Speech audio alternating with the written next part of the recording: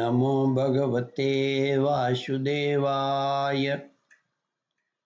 श्रद्धालु भक्तों, श्रीमद् भागवत पुराण के चतुर्थ स्कंद के 24वें अध्याय के अंतर्गत पृथु की वंश परंपरा और प्रचेताओं को भगवान रुद्र का उपदेश का वर्णन है। इसके पूर्व जहाँ तक आप कथा श्रवण कर चुके हैं उसके आगे का प्रस्तुतिकरण करता हूँ। विदुर जी ने पूछा, ब्राह्मण, मैत्री जी से पूछ रहे, विदुर जी ने पूछा, ब्राह्मण, मार्ग में प्रचेताओं का श्री महादेव जी के साथ किस प्रकार समागम हुआ और उन पर प्रसन्न होकर भगवान शंकर ने उन्हें क्या उपदेश किया? यह सारयुक्त बात आप कृपा करके मुझसे कहिए। ब्रह्मर से शिव जी के साथ समागम होना तो देहधारियों के लिए बहुत कठिन है। औरों की तो बात ही क्या है। मुनिजन भी सब प्रकार की आसक्ति छोड़कर उन्हें पाने के लिए उनका निरंतर ध्यान ही किया करते हैं, किंतु सहज में पाते नहीं। यद्यपि भगवान शंकर आत्माराम हैं, उन्हें अपने लिए न कुछ करना है न पाना, तो भी इस लोक स्थिति की रक्षा के लिए वे अपनी घोर रूपा शक्ति शिवा के साथ सर्वत्र विचरते रहते हैं। श्री मैत्री जी ने कहा, विदुर जी, साधु स्वभाव प्रचेतागण पिता की आज्ञा शिरोधार्य कर तपस्या में चित लगा पश्चिम की ओर चल दिए। चलते चलते उन्होंने समुद्र के समान विशाल एक सरोवर देखा। वह महापुरुषों के चित्त के समान बड़ा ही स्वच्छ तथा उसमें रहने वाले मत्स्य आदि जलजीव भी प्रसन्न जान पड़ते थे। उसमें नीलकमल, लाल कमल, रात में, दिन में और सायंकाल में खिलने वाले कमल थे तथा इंदिवर आदि अन्य कई प्रकार के कमल सुशोभित थे। उसके तटों पर हंस, सारस, चकवा और कारंडव आदि जल पक्षी चहक रहे थे। उसके चारों ओर तरह तरह के वृक्ष और लताएं बहुत थी। उन पर मतवाले भौरे गूंज रहे थे। उनकी मधुर ध्वनि से हर्षित होकर मानो उन्हें रोमांच हो रहा था।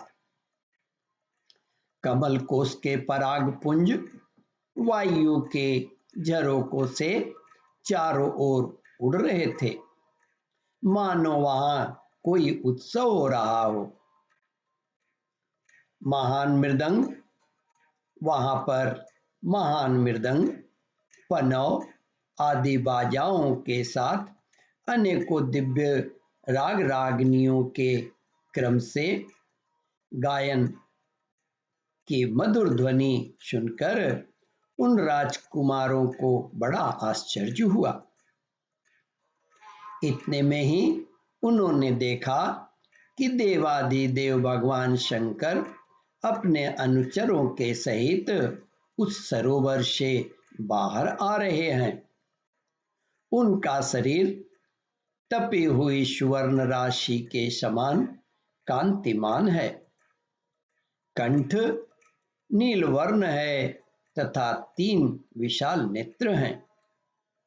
वे अपने भक्तों पर अनुग्रह करने के लिए उद्यत है। अनेकों गंधर्व उनका श्रेयस गा रहे हैं।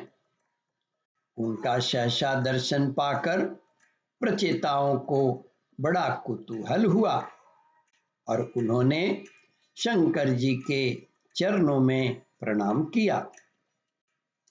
तब शरणागत भयभारी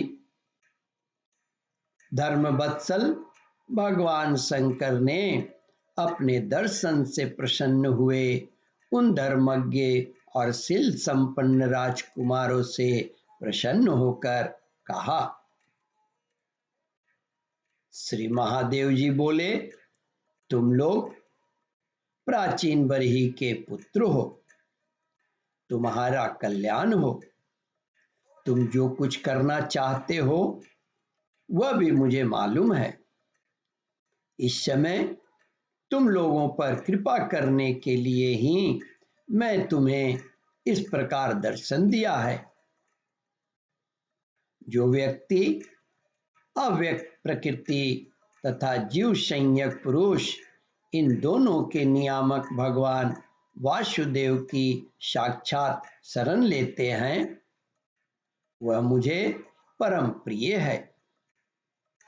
अपने वर्णाश्रम धर्म का भली भांति पालन करने वाला पुरुष 100 जन्मों के बाद ब्रह्मा के पद को प्राप्त होता है, परंतु जो भगवान का अनन्य भक्त है वह तो मृत्यु के बाद ही सीधे भगवान विष्णु के उस परम प्रपंचातीत उस सर्व प्रपंचातीत परम पद को प्राप्त हो जाता है, जिसे रुद्र रूप में स्थित मैं तथा अन्य अधिकारिक देवता अपने अपने अधिकार के समाप्ति के बाद प्राप्त करते हैं। तुम लोग भगवत भक्त होने के नाते मुझे भगवान के समान ही प्यारे हो। इसी प्रकार भगवान के भक्तों को भी मुझसे बढ़कर और कोई कभी प्रिय नहीं होता। अब मैं तुम्हें एक बड़ा ही पवित्र, मंगलमय और कल्याणकारी स्तोत्र सुनाता हूँ। इसका तुम लोग शुद्ध भाव से जप करना। ओम परमात्मने नमः। श्रद्धालु भक्तों, इस कथा को ध्यान पूर्वक श्रवण, मनन और इसका चिंतन करें। इस कथामृत का रसास्वादन अपने बंधु बांधवों को भी करावें। इस वीडियो को शेयर और सब्सक्राइब करें। ओम परमात्मने नमः।